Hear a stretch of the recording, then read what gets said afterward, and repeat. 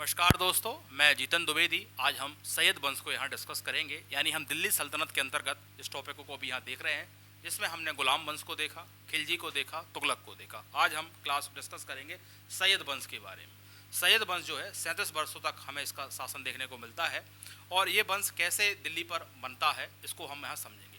तो यदि आपको थोड़ा पिछली क्लास का याद हो, तुगलक वंश के हमें अंतिम शासक नसरुद्दीन महमूद शाह को आपने देखा है।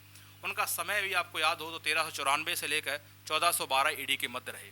इन्हीं के समय तैमूर का हमला होता है, और तैमूर का हमला होता है तो बड़ी तुगलक वंश संकट में आ जाता है, और उसका फ़ायदा उठाते हैं ग्वालियर के तोमर, स्वतंत्र हो जाते हैं। और खुद यहाँ दिल्ली का सुल्तान महमूद शाह वहाँ से शरण लेने के लिए कहाँ आता है? मालवा में आता है। मालवा में उसका ही सूबेदार दिलावर खां रहता है, जो बाकायदा अपने सुल्तान का स्वागत भी करता है, वहाँ शरण भी देता है। और जब 1401 में नसरुद्दीन महमूद साहब वापस दिल्ली जाते हैं, तो दिलावर खां का पुत्र अनब खां के कहने पर मालवा में गौरी वंश की स्वतंत्र सत्ता स्थापित हो जाती है। तो तोमर ग्वालियर वाले रीजन में तोमरों ने अपनी सत्ता स्थापित कर ली, और मालवा वाले रीजन में गौरी वंश ने स्थापित कर दी। तो इसी क्रम में आप देखते हैं, पिछली क्लास का बता रहा है आपको कि 1214 में सुल्तान की मृत्यु हो जाती है, यानी नसरुद्दीन महमूद शाह की निधन हो गया। निधन के बाद दिल्ली के जो अमीर होते हैं वो दौलत खां लोधी को गद्दी पर बैठा देते हैं दिल्ली की, परंतु खिरज खां इससे नाराज होता है, और खिरज खां दौलत खां लोधी को हरा देता है और सैयद वंश की स्थापना कर देता है। ये आपने पिछली क्लास में देखा। उसी को हम क्रम में आगे बढ़ाते हुए बताते हैं कि जो आपका जब तैमूर का हमला भारत पर हुआ तो उसकी सहायता किसने की थी? खिरज खां ने की थी। खिरज खां ने उसकी सहायता की, और जब तैमूर वापस गया तो उसको इनाम स्वरूप मुल्तान, लाहौर और दिवालपुर की सूबेदारी दे गया।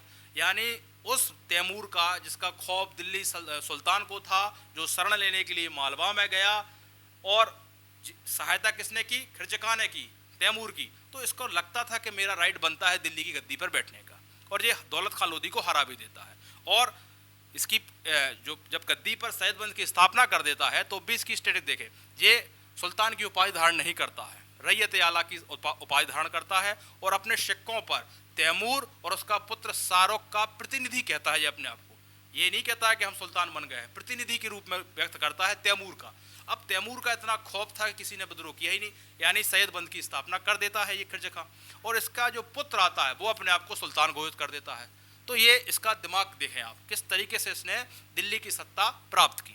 ठीक है, अब हम आगे देखेंगे, फिर इसका पुत्रों के बारे में भी देखेंगे और पूरा डिस्कस करेंगे। अब हम क्लास को स्टार्ट करते हैं, बीच बीच में आपको क्लियर करेंगे। और अभी आपने ये देखा किस तरीके से सैयद वंश दिल्ली की गद्दी पर पहुंचा।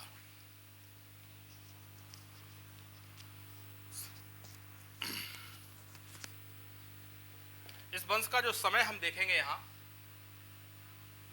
1414 से हम 1451 ईडी के मध्य देखेंगे, यानी लगभग ये 37 वर्षों का हमें इनका शासन देखने को मिलेगा, और इन 37 वर्षों में हमें 4 शासक देखने को मिलेंगे। ठीक है, ये आपको यहाँ ध्यान रखना। अब क्योंकि हम इसके प्रमुख शासक को ही डिस्कस करेंगे सीधा ही, और क्योंकि बाकी चीज़ें हम जो मध्य प्रदेश के संदर्भ में हो वही आपको यहाँ बताई जाएगी। प्रमुख शासक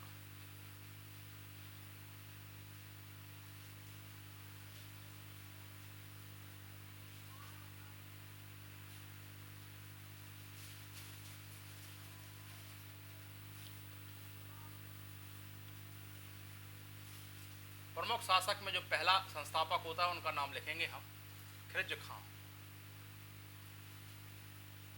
पूरा हम यहाँ वो घटनाक्रम नहीं लिखेंगे, वो हमने आपको बता दिया है, क्योंकि वो सारा हम कहाँ पढ़ाते हैं आपको, जब मिडिवल हिस्ट्री पढ़ा रहे होते भारतीय इतिहास। ये लिखेंगे संस्थापक है, संस्थापक था, और इसकी उपाधि लिख लें जो इसने उपाधि धारण की थी।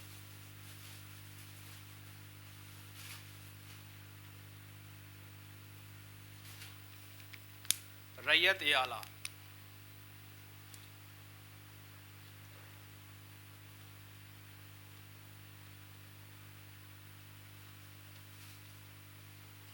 उपाधि हो गई।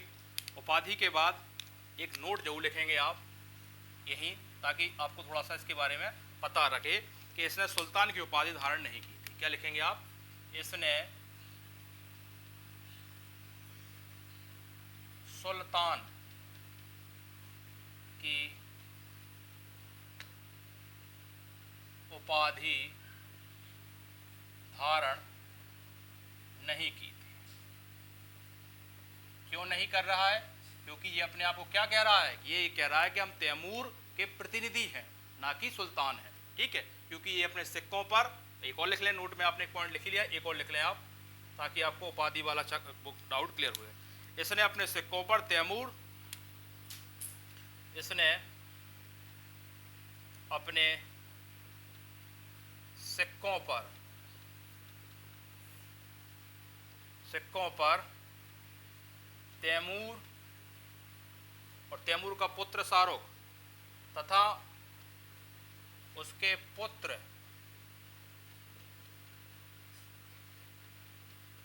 शाहरुख का प्रतिनिधि बताया, या प्रतिनिधि उस पर लिखा हुआ था, प्रतिनिधि अंकित था। तो अब इसने अपने आप को सुल्तान अंकित था, और तैमूर का, इसने जब तैमूर का हमला हुआ था तो बाकायदा इसने उसकी सहायता की थी। सहायता का इसको इनाम भी मिला था, लाहौर, मुल्तान और दिवालपुर का सूबेदार मिला था, सूबेदार बनाया गया था इसको।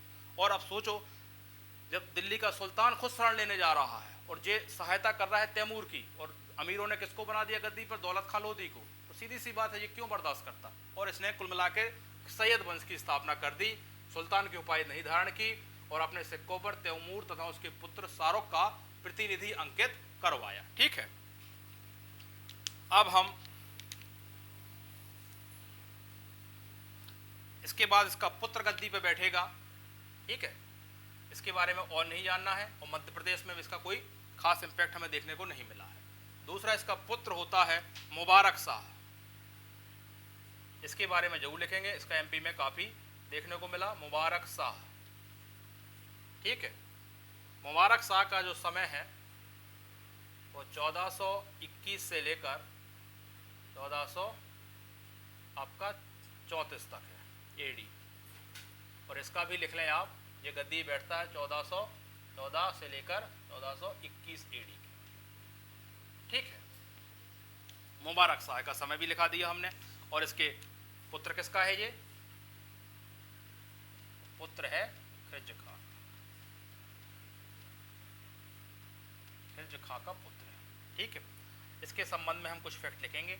ये अभी इसके पिता ने सुल्तान की उपाधि धारण नहीं की है, पर ये सुल्तान की उपाधि धारण करता है, यानी अपने आप को स्वतंत्र मानता है तैमूर का, और उसको खत्म, सुल्तान जब घोषित कर देता है यानी किसी का प्रतिनिधि नहीं बचा है, वो एक स्वतंत्र राजा हो गया।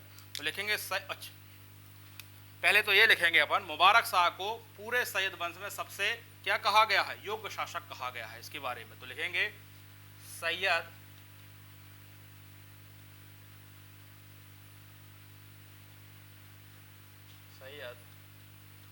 वंश का सबसे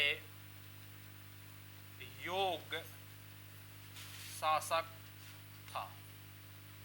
ठीक है, दूसरा फैक्ट लिखेंगे आप इसके बारे में कि सुल्तान वाली बात लिखेंगे, स्वयं को सुल्तान घोषित किया, स्वयं को सुल्तान घोषित किया। ठीक है, अब हम एक फैक्ट और लिखाएंगे आपको। अब हम जितने फैक्ट लिखाएंगे वो मध्य प्रदेश से संबंधित होंगे। ठीक है ना, क्योंकि मध्य प्रदेश में इसके समय ग्वालियर पर, क्योंकि ग्वालियर में आप देख रहे हैं तोमरों का शासन है, तो ग्वालियर में इसके समय डूंगर सिंह तोमर शासक था। ठीक है, लिखा जाएगा 1424 एडी में ग्वालियर के सिंहासन पर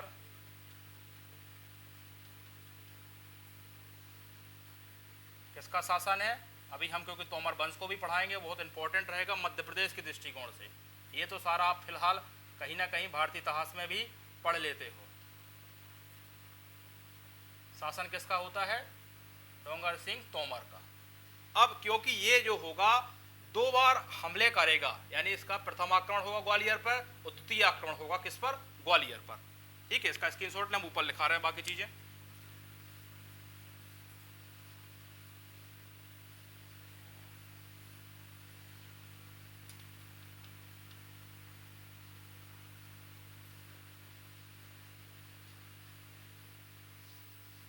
ठीक है, ये देख लिया आपने कि इस समय ग्वालियर पर तोमर का कौन शासन है, किसका शासन है, डूंगर सिंह का शासन है।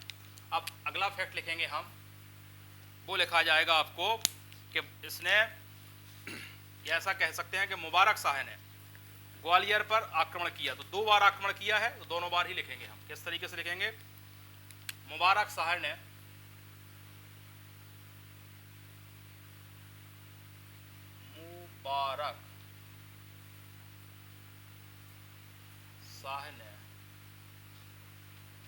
ग्वालियर पर, यानी तोमरों पर हमला कर रहा है, ग्वालियर पर प्रथम आक्रमण, दोनों की डेट ध्यान रखेंगे आप।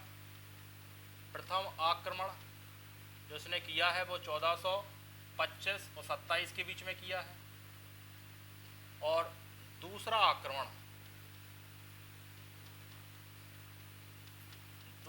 ये करता है 1429-30 में, और दूसरे आक्रमण में ये ग्वालियर को दिल्ली के अधीन ला देता है। तो पर लिख लेंगे, तत्पश्चात ग्वालियर दिल्ली के अधीन आ गया, किसके पास, इस दूसरे आक्रमण के बाद। तत्पश्चात ग्वालियर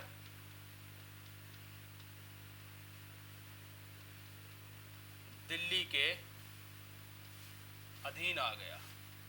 तो बार बार देख रहे हो, तुगलकों के समय भी एक बार विद्रोह हुआ था, ग्वालियर स्वतंत्र रूप दिल्ली की सल्तनत नहीं मान रहे तुगलक के समय, तब भी तुगलकों ने एक बार हमला करके उनको अधीन किया गया था।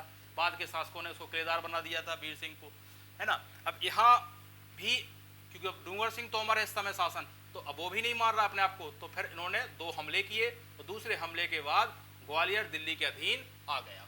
ठीक है, ये चलता रहता है क्रम पूरे समय, अभी लोधी वंश में भी चलता रहेगा, आ गया। ठीक है, अब एक फैक्ट और लिखेंगे, जब अधीन आ गया तो इसने ग्वालियर में एक जैन तीर्थंकर की मूर्ति को क्या कराया था, उत्कीर्ण कराया गया। तो लिखेंगे, इसने ग्वालियर किले के पास, ग्वालियर किले के पास विशाल चट्टान,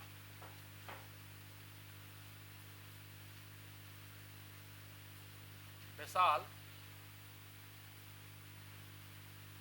चट्टान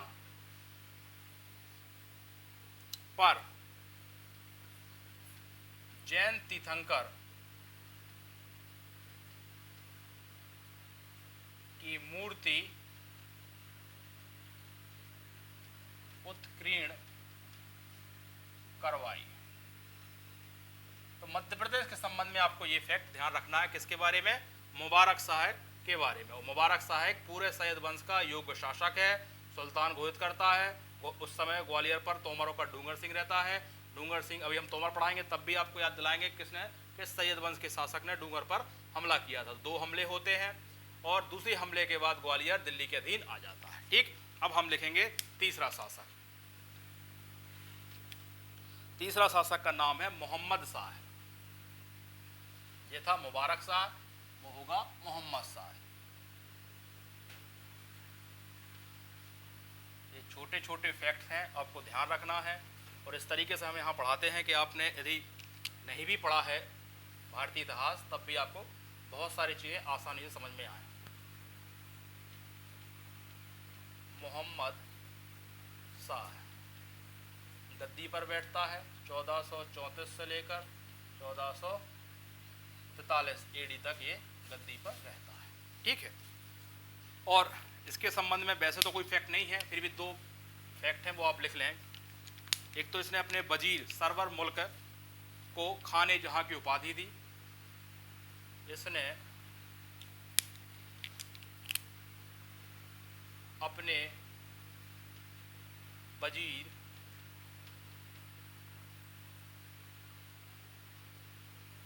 सरवर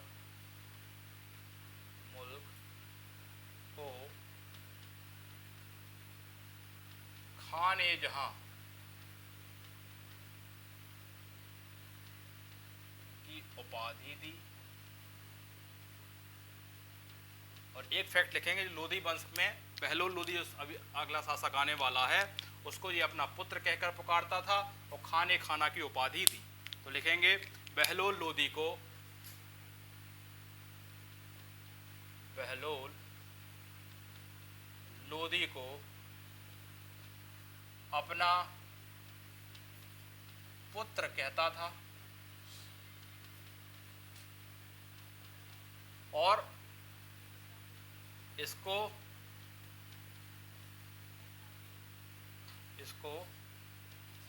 खान ए खाना की उपाधि दी। ठीक है, तो अभी हम क्योंकि लोधी वंश पढ़ाएंगे अगली क्लास में, उपाधि दी, तो आपको ध्यान रहेगा किसने उपाधि दी थी और किसने अपना पुत्र कहता था, तो मोहम्मद शाह कहता था इसकी। अब अंतिम शासक देखेंगे हम इस वंश का, इसका नाम है अलाउद्दीन। 4 शासक थे, 37 वर्ष तक इनका शासन देखने को मिला। तो अलाउद्दीन आलम शाह, और इसका समय होगा 1443 से 1451 AD। ठीक है, और एक फैक्ट लिखेंगे, अंतिम शासक था ये, अंतिम शासक। बहलोल लोधी ने सब पूछा था कि आपको गद्दी बनना है, तो उसने कहा था मैं बदायूं तक ही सीमित हूँ, मुझे नहीं चाहिए, संतुष्ट हूँ। और फिर बहलोल लोधी ने दूसरा अभिषेक, राज्याभिषेक कराया था अपना। ठीक है, तो अंतिम शासक था वो, हम अभी आपको लोधी वंश में बताएंगे। और एक कहावत इसके समय बड़ी प्रचलित थी, वो लिख लें आप, कहावत कि देखो देखो शाह ए आलम का, शाह ए आलम का साम्राज्य दिल्ली से पालम, ठीक है, एक जगह थी पालम, दिल्ली के ही पास थी, दिल्ली से पालम तक है। ठीक है, तो बड़ा मजाक के रूप में इसकी कहावत बड़ी प्रचलित थी। तो इस तरीके से हमने क्या देखा, सैयद वंश को देखा, 37 वर्षों का इसका शासन था, 4 शासकों को देखा, चारों को हमने बताया किस तरीके से दिल्ली पर आया। ये भी आपने देखा कि इन्होंने तैमूर की मदद की, खिलजी खान ने, और मदद के स्वरूप इनको मुल्तान, लाहौर और दुगालपुर की सुबेदारी मिली। और क्योंकि अब तैमूर का सहयोगी रहा तो अन्य लोग भी, इसका एक माहौल था इसका। और जब दिल्ली में अमीरों ने इसको ना बनाकर गद्दी पर दौलत खान लोधी को गद्दी बना दिया, तो इसने जाकर इसको पराजित कर देता है, दौलत खान लोधी को पराजित करता है, सैयद वंश की स्थापना कर देता है और स्वयं को सुल्तान नहीं कहता है, और अपने सिक्कों पर तैमूर और उसके पुत्र शाहरुख का प्रतिनिधि कहता है, ताकि कहीं से भी विद्रोह ना हो पाए। इस तरीके से इसने कूटनीति का इस्तेमाल करें, अपनी ताकत का इस्तेमाल करें, कुल मिलाकर अपने वंश की स्थापना की। और इसका जब पुत्र आता है वो अपने आप को सुल्तान घोषित कर लेता है, और सैयद वंश का सबसे योग्य शासक भी उसको कहा गया है ना। वहीं हमने देखा उसके समय कि ग्वालियर में कौन थे, डूंगर सिंह थे, उसने 2 हमले भी डूंगर सिंह पर किए, और दूसरे हमले के बाद ग्वालियर को दिल्ली के अधीन कर लिया। इसके बाद तीसरे शासक आए आपके मोहम्मद शाह, इनके बारे में मध्य प्रदेश से संबंधित कोई फैक्ट नहीं है। हाँ, इतना है कि बहलोल लोधी जो अगले शासक आने वाले हैं उनको अपना ये पुत्र कहता है और खाने खाना की उपाधि दे दी। इसके बाद आपके अंतिम शासक बचे आपके अलाउद्दीन आलम शाह। इनके बारे में कहावत बड़ी फेमस थी कि देखो शाह आलम का जो साम्राज्य है दिल्ली से पालम तक है। ठीक है ना। तो इस तरीके से हमने सैयद वंश को देखा। ठीक है, अब हम अगली क्लास में क्या देखेंगे, लोधी को देखेंगे, किस तरीके से लोधियों का। अब लोधी ये सारे अभी तक आपको तुर्क देखने को मिल रहे थे, लोधी अफगान है, तो अफगान का वर्चस्व कैसे बढ़ा दिल्ली में, ये सारी चीज़ें हम डिस्कस करेंगे वहाँ, है ना। और वहाँ भी ज़्यादा शासक नहीं है, बहलोल लोधी है, सिकंदर लोधी, इब्राहिम लोधी है, तो हमें वहाँ पर आया या मुख्यतः 3 शासकों को देखना है। और फिर पानीपत का प्रथम युद्ध होगा और बाबर की एंट्री हो जाएगी, कब, लोधियों के बाद। तो अगली क्लास में हम देखेंगे लोधियों को।